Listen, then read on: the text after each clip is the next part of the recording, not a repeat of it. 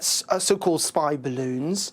Have we looked into this into the UK? Have you talked to the intelligence military about whether there's a possibility that some of these balloons or Chinese balloons have been in the UK's airspace?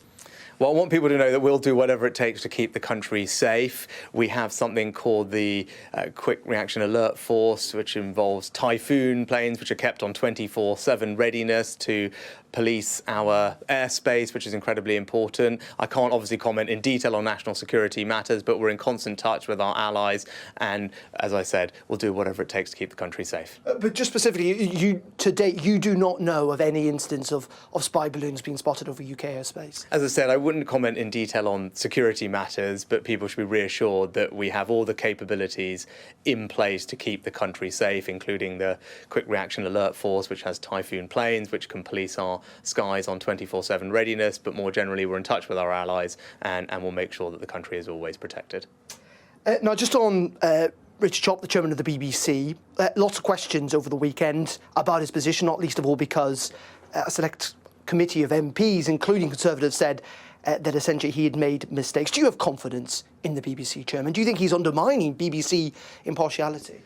So look, this relates to a process that happened before I was Prime Minister, obviously. It's currently being looked at by the Independent Office of Public Appointments, and that process is ongoing. So I can't speculate before prejudge the outcome of that, but it's an independent process. It's going to look at it and make sure that everything was followed correctly, all the rules and procedures were adhered to, and obviously we'll wait for that report. Okay, just two final questions, Prime Minister. First of all, one on apparently this Brexit meeting that took place relatively recently. Did you know about it? Do you sanction Michael Gove to go and talk to other MPs? You know, I was proud to vote for Brexit, and now as Prime Minister I'm keen to make sure that we deliver the benefits of it. Now, we've already done that when we've taken control of our migration system, for example. We're rolling out free ports across the country, which are creating jobs and investment. And now what we want to do is make sure that we drive growth in our economy by seizing the opportunities of Brexit to do things differently. We have a law that's going through Parliament that will enable us to do that, and whether it's in life sciences, so we have faster drug trials, or whether it's in data and technology, doing things differently so that we can create jobs and prosperity across the country. It does sound like you in support of this meeting then.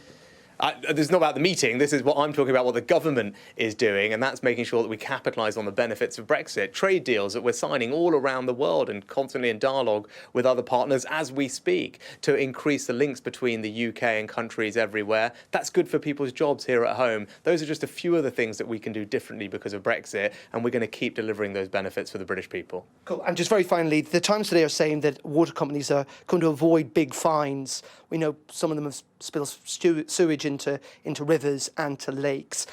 Are the government prepared to water down these fines? I think that reporting is categorically not true, right? I would welcome tougher fines for water companies, and that's what we're putting in place. Not only are we holding them to account for putting in place the largest investment in our water infrastructure in decades, it's £56 billion of investment that we're expecting the water companies to put in. We will hold them to account for their part in reducing the overflows, and there will be very significant fines for them if they don't do their part in this. That's what the government is delivering, and that's what I'm committed to doing.